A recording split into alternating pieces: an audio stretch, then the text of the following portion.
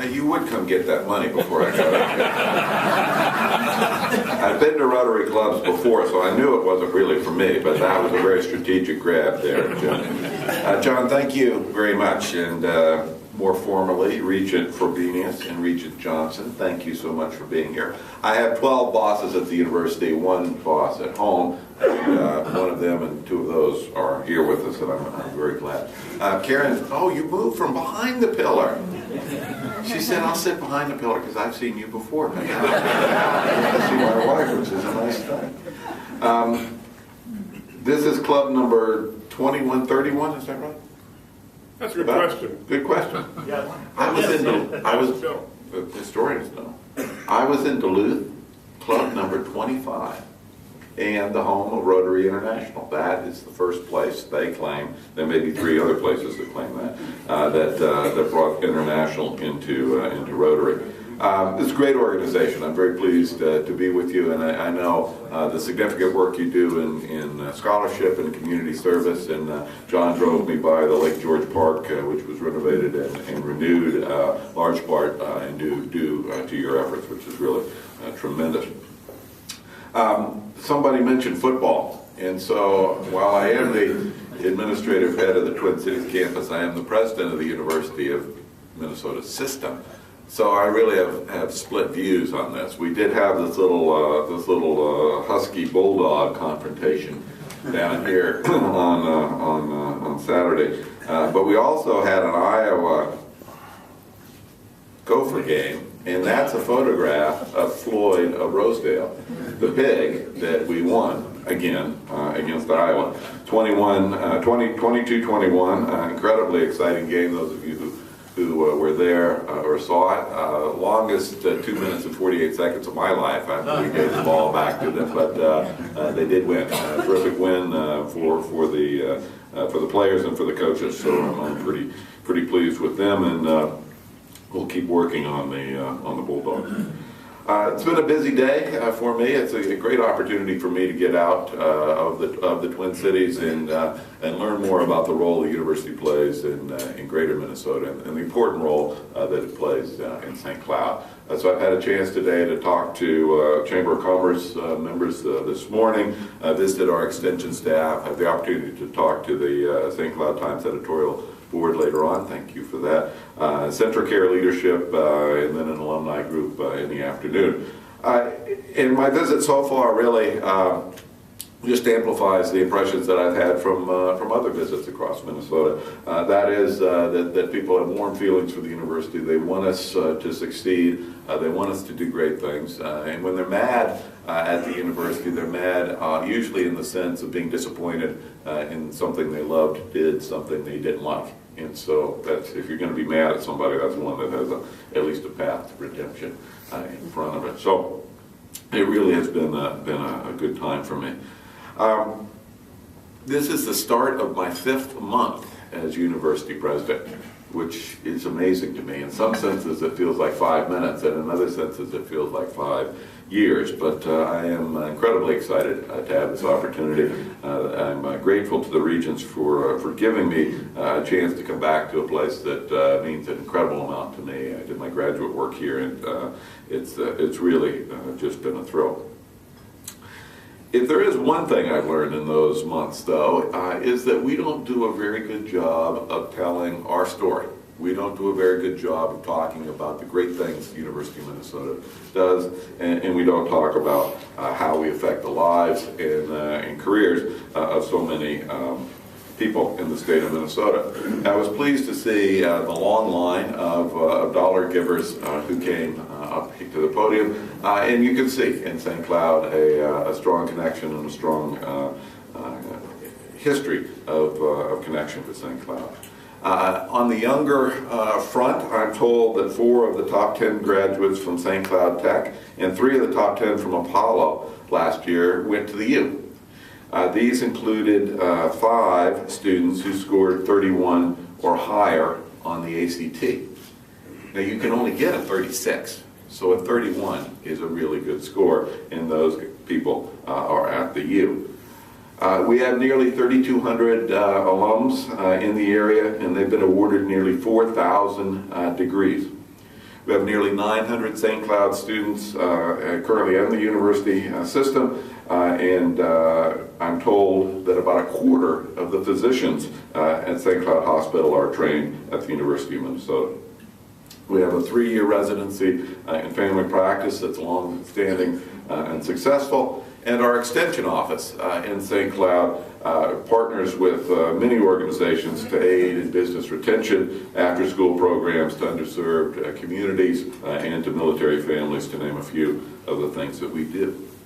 So we have a tremendous impact here, but we also have a tremendous impact statewide in the inventions and the successes of our students, our alums, and our faculty impact the state of Minnesota in incredibly significant ways.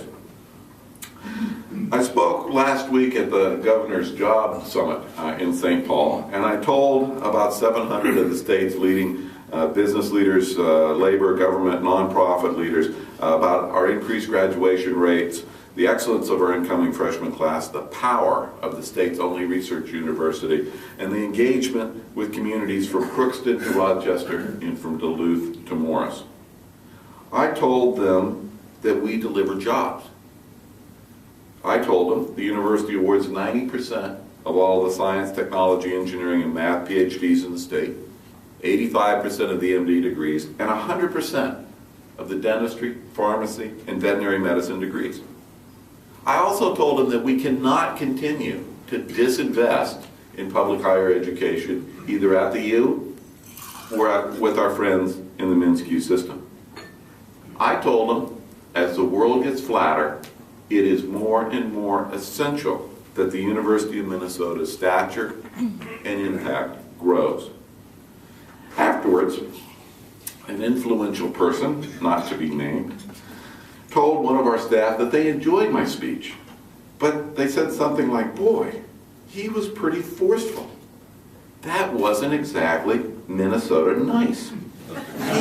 He really made that place sound great." Well, duh. It is great. Our story is a great story. It's a Minnesota story to be proud of. Now, the heart and soul of our institution and our stories are our students. And some of them, of course, are members of your family, past students, and I hope future students from St. Cloud. Now, 15 or 20 years ago, the undergraduate experience at the U was not all that it should have been. We know from alumni surveys that people who went to college at the U felt disengaged, and that was reflected in poor retention rates and awful graduation rates. That has changed dramatically, very dramatically. If you haven't seen us lately, you haven't seen us. And in fact, I talked to somebody just today who was a U student back then, and their son is now a U student, and they said, "Wow, what a difference." So the experience now for undergraduates at the U is really spectacular, and that is enormously valuable to the state. I had lunch with some honor students recently, which is always fun, and Sam Schreiner of Lino Lakes was there. Let me tell you about Sam. Sam's a senior. He's in the marching band. He spent 2 years in the space physics program evaluating satellite data. He studied abroad in China, and he's already been named a prestigious astronaut scholar, a grant given by former astronauts. So in fact, he is a rocket scientist, but he's our rocket scientist. Then there was Aaron Diamond, a sophomore from a small town near, I'm afraid to say, Green Bay, Wisconsin. Aaron started doing research as a freshman in the Department of Speech, Language, and Hearing Sciences. He's currently working on research around language processing in autistic people, and is being trained as an MRI operator. Those are spectacular students, future proud alums of the university, and future employees of yours. And if you're not careful, maybe future employers of yours. Now, those are two special students, but the first year class this year was a really special group of students. It's by all measure the best qualified group of students ever to come to the University of Minnesota. We had 40,000 applicants. We admitted about 15,000 of those students, and we enrolled about 5,400 of those. Highest ACT scores ever at the university, and the most National Merit Scholars ever, 167, which we think puts us at the top of the public Big Ten institutions. And those are 167 National Merit Scholars, not National Merit semifinalists, not National Merit finalists, National Merit Scholars, 167. If the U ever was a safety school, it is not anymore. It is an aspirational school. It's a school that's a treasure and absolutely worthy of our investment. Now, 2 weeks ago, we announced that we were going to grow our undergraduate student body by about 1,000 students. And those are going to be in the critical areas of science, technology, engineering, and math, or STEM, and nursing. And those are graduates that the Minnesota state economy desperately needs. They are the graduates who are going to provide future innovations that will change the world the same way Minnesota's pioneering discoveries in the past advanced the causes of open heart surgery, feeding the world, or driving the success of the Iron Range. We're responding both to that employer demand, but also to student demand. From 2005 to 2011, applications to our College of Science and Engineering and the College of Biological Sciences rose by more than 200%. So as we increase the number of students, we're simultaneously increasing the quality of those students. And it's not just about the hard sciences. Our students are the top young communicators in Minnesota. They're accountants, they're social workers, they're political scientists, they're Spanish and Chinese language majors, and they're dancers. You name it. Now, this selectivity is not coming at the expense of Minnesota students. We are not turning down qualified Minnesota students in favor of out-of-state students. This year's first-year class was about 62.5% graduates of Minnesota high schools, and that fraction has stayed essentially the same for a decade. When you include transfer students, about 70% of the undergraduates in the Minnesota system come from Minnesota. Now, we also, of course, bring students from other states and across the globe because we want to be a magnet to attract talented people to Minnesota.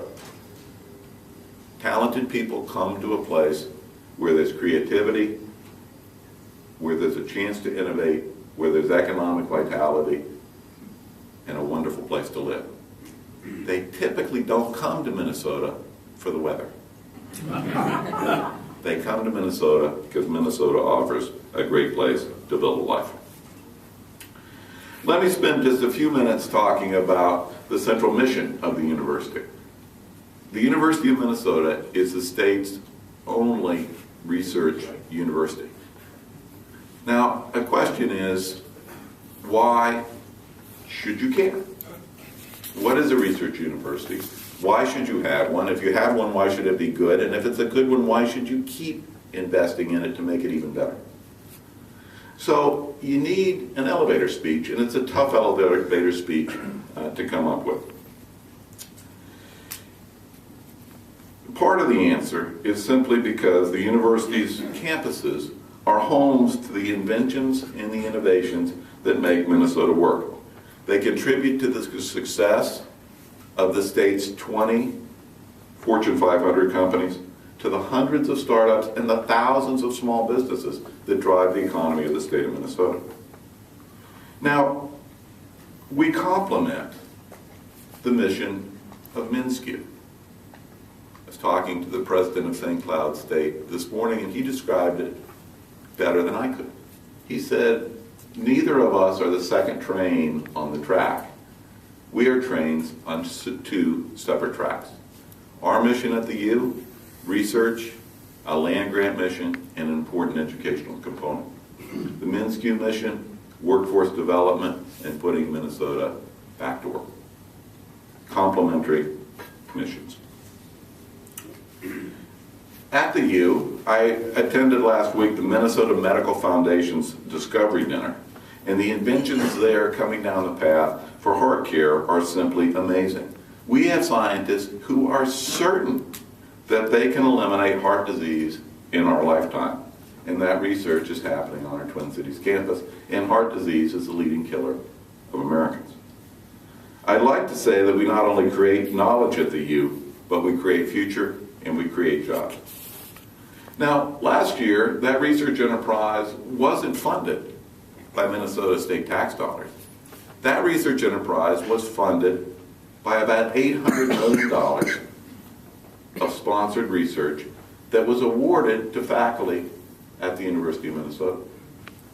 And those research grants are really hard to get. For every 10 research proposals that goes to the National Institutes of Health and the National Science Foundation, about 1 gets funded. So our research ideas are in the top 10% in a very competitive world, and they yielded $800 million in grant support. It's a rigorous, peer-reviewed process, and we do it well. And we use those dollars to create research and researchers. Now, researchers are a special group. Creating a researcher is a long process of handcrafting a professional who knows how to do research. If you want to do research on something, you cannot go to Amazon.com, order a researcher, and have her delivered by FedEx the next day. That is not how this works. It's a process of really apprenticing to an experienced researcher, working in a lab, building techniques, building a base for creative exploration of the scientific area that you want to look at. John introduced me and told you that I did research on statistical mechanics and thermodynamics, and I was sorry that he did that, because normally what that means is that the audience immediately wants to hear me talk about statistical mechanics. And so I'm sorry to disappoint you in that arena, but that is an example of a fundamental research area that doesn't immediately drive a practical application. But it does drive a profound understanding of how biological systems work, how complicated industrial processes work. And that research needs to be done. If we stop doing that, we won't have a basis for invention and innovation in the future. Now, our research university, in addition to that research product in science or in medicine, is also a cradle of creative thought in the arts and the humanities.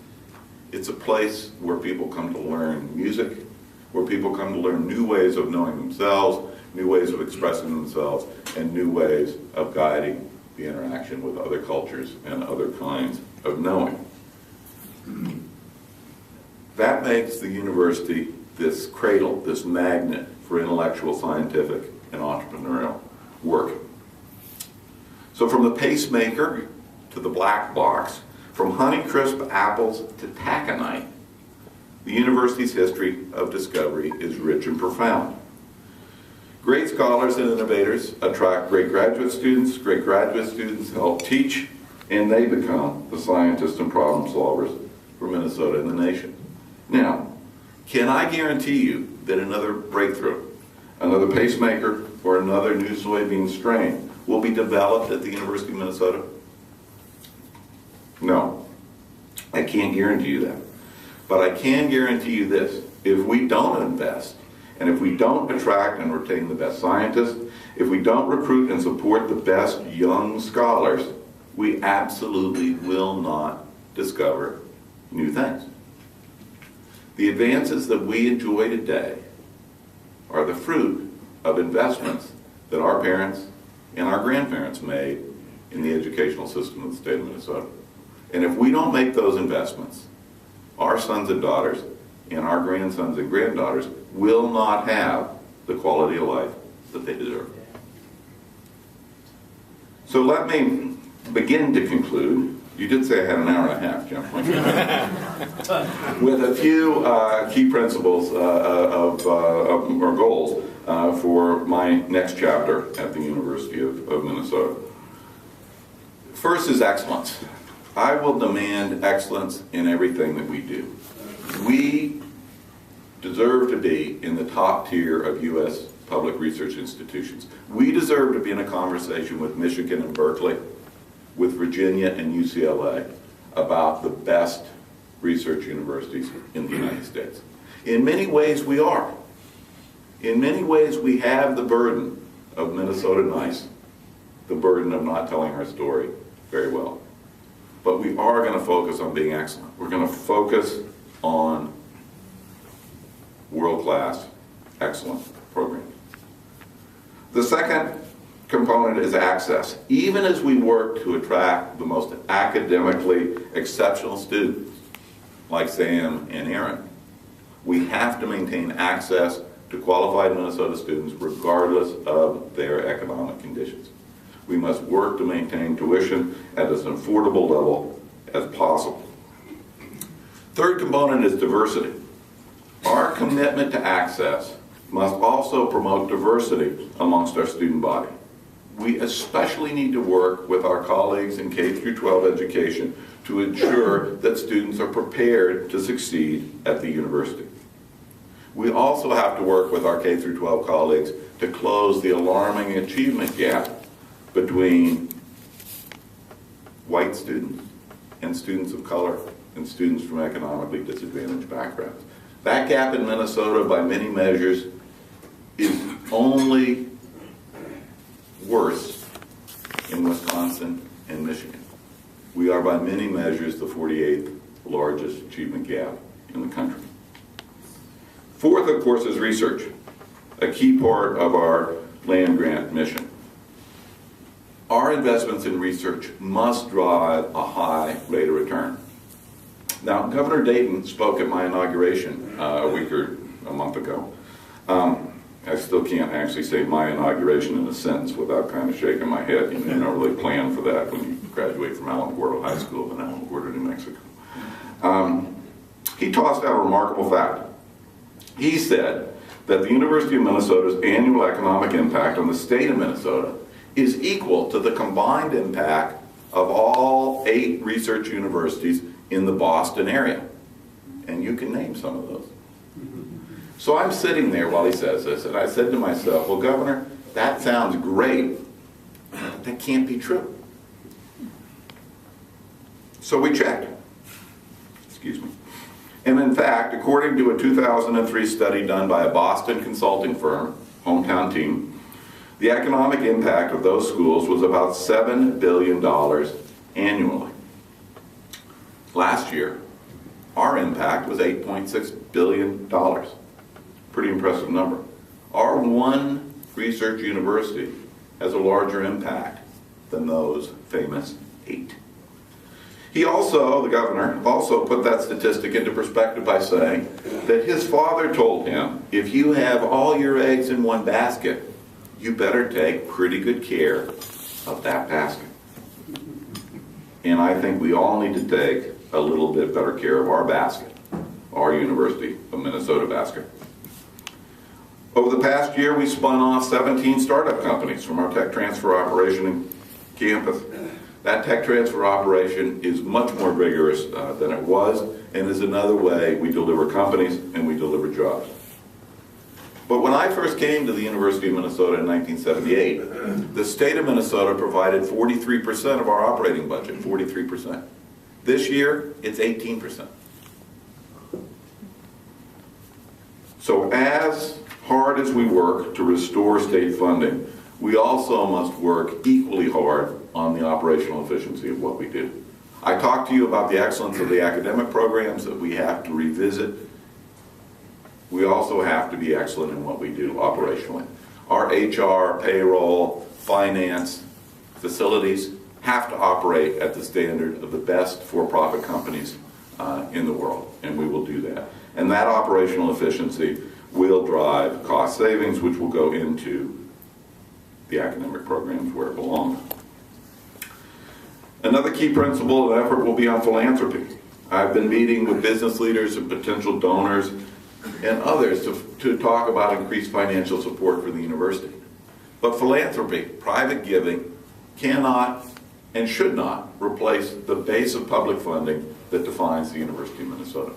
But philanthropy can take good programs to very good programs, and very good programs to excellent programs.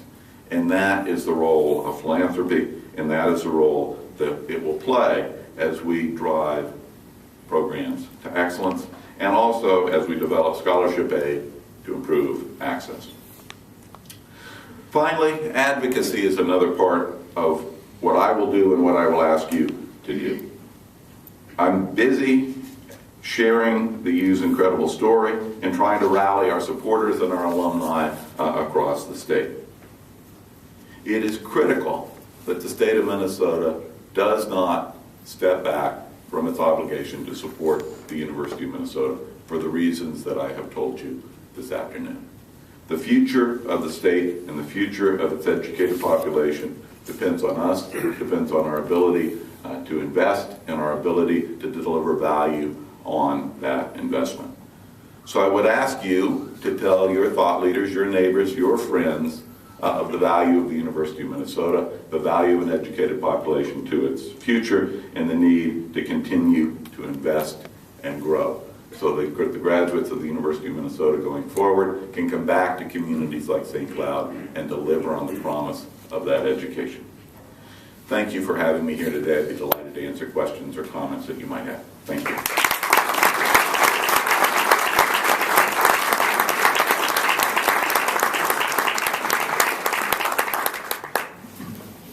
Please. Excellent presentation. What, on a personal level, what motivated you to leave the glamour of the research lab and get involved in administration and leadership?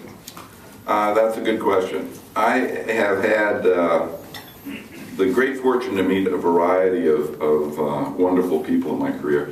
And I met a guy named Billy Collins, who was a poet laureate of the United States. And I asked him, Mr. Collins, how do you become a poet? He said, well, you make a series of bad decisions. So I won't say that I made a series of bad decisions. But I did turn 50. And I turned 50. I had a large research group, very active doing stuff I thought was interesting, a lot of engagement with industry. But at some point you realize that you're not going to win the Nobel Prize for work that you did when you were over 50. And I was fortunate enough to have done enough to be elected to the National Academy, which was an important personal goal of mine. And I decided I would see if I could get an opportunity to use the time I have left to provide opportunities for more than just the students that I had. And fortunately, I've been able to do that. One question. What could we do to interest more science? People, when I grew up, being a scientist was a great thing to do, but now it doesn't seem to, at least among Americans, so important. I think so. The question is, what can we do to encourage more people to go into science? I think it's really straightforward. I think we do our best in many aspects of both our society and in K through 12 to disinterest students in science. More than half of American public school students are taught in the 5th grade science or math by a teacher that has neither a degree nor a certificate in science or math. And so, oddly enough, despite the best efforts of those people, science and math doesn't appear to be very interesting. And so you choose other routes. So I think reinforcing, in partnership with our K through 12 folks, education and careful thought about how to have science and math taught more effectively in the schools is an absolutely key component. And it is also true that science or math done incorrectly can be made impenetrable, uninteresting, and very hard. and we do that pretty well. So I think invigorating teaching. And I can't set aside the enormous number of important out-of-classroom experiences that museums and other organizations bring to students. I think those are incredibly important. But capturing a young person's enthusiasm and channeling that to a broader interest in the world that surrounds them is a very important thing to do, and it's hard to do in a curriculum constrained in many ways and delivered by teachers who sometimes haven't had an opportunity to have the training that they need. Please. I was listening to Larry Poggemiller on the way here, and one of the interesting comments he made was that you had made a commitment to reduce the overhead costs for every year that you were to be president of the U of M. You alluded to that a little bit, but could you put some more meat on that bone? Sure. I promised that I would reduce administrative costs year on year, every year I was president, and clearly I would not have made that promise if I didn't think we could do it. Let me give you an example. And we haven't vetted this, so let me give you the hypothetical example. Hypothetically, there might be a large research university that has many pieces of equipment. It might have as many as 40,000 individual pieces of equipment that need to be tagged and tracked and inventoried. If that university were to increase the cost of capitalization, the threshold between expendables and capital, then the number of pieces of equipment it would have to catalog would go down dramatically. And the effort spent on that cataloging could be spent on something else. Many research universities are replete with those kinds of things. My predecessor, Bob Brunings, and his team did a very good job of coping with the budget constraints that they had, but many of the things they did had to be done on a short term because they had to respond to short-term budget crises. We can put in place a longer-term management streamlining process that will save us many millions of dollars, and we're going to do that. Won't happen overnight, can't happen overnight, but it will happen. Thank you. Please. I'm sorry. Let's go here then here. Sorry. You made reference to the quality of your students, and it's clear that that's changed since I went to school. Is there a trajectory at which you start to flatten out? Are you looking for an average ACT score of X within a certain period of time, or what's that forward-looking student look like? We're in an interesting space right now. The demographics of high school graduates in the upper Midwest are such that the numbers are going to drop. So Minnesota high school graduates will drop from about 66,000 to around 60,000.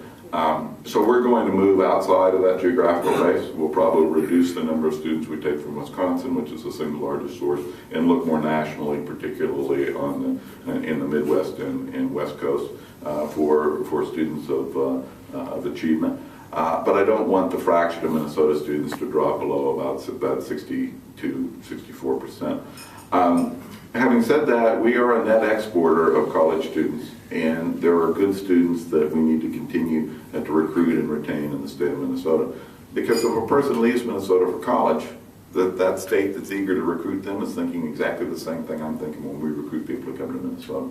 So I think recruiting at the upper achievement levels of Minnesota students, increasing our national pool will enable us to continue to move that trajectory upward. I don't have a crystal ball that's good enough to tell me about where that will roll over. We're right now probably third or fourth in the Big Ten. I would like to see, I think it's feasible for us to get to the level of Michigan, which is about a 28.3, 28.5, and do that. Are we going to be able to go to 30? No, I don't think so. Over here. President Kaler, I have a sports-related question. So I'm hoping you'll comment on it. I understand that the NCAA recently approved the payment to student athletes in the revenue scores up to $2,000 per athlete per year. Frankly, I think it's a bad idea for at least a couple of reasons. I think it creates a slippery slope toward an expectation for those athletes to be paid or to get a share of the revenue. And more importantly, I think it sends a really bad message to the rest of the families out there that are struggling to pay tuition the student athlete can not only get a scholarship but also be paid for playing. I'm just curious to hear your comments. I don't disagree with you. My preference for that legislation would have been to have it be means tested. So in other words, for a student who had a financial aid need to move towards the total cost of attendance. So in other words, just so everybody knows, a student athlete on a full scholarship, you get tuition, room, and board, and an allowance for books and such things. But you don't get quote unquote walking around money. And so, you know, if you really don't have the financial means to get home for the holidays, I could understand there being some allowance of cost of attendance to do that. But if my son is playing sports or my daughter is a scholarship athlete, they don't need that $2,000. So I wish it had been a means tested adjustment. It was not. That was passed by the NCAA Board of Directors last week. We have a Big Ten Presidents and Chancellors call on Friday where we'll discuss how to implement that in the Big Ten. And there are puts and takes to it in terms of whether you do it on head count, whether you do it on full scholarships, whether you do it in the revenue sports only, which is another issue. Unfortunately, it will add a cost. The upper end cost to the University of Minnesota is about $600,000 to $700,000, and what that means is that access for other students to intercollegiate athletics is probably going to be reduced, which I think is a consequence which is very unfortunate. Okay, thank you. Thank you.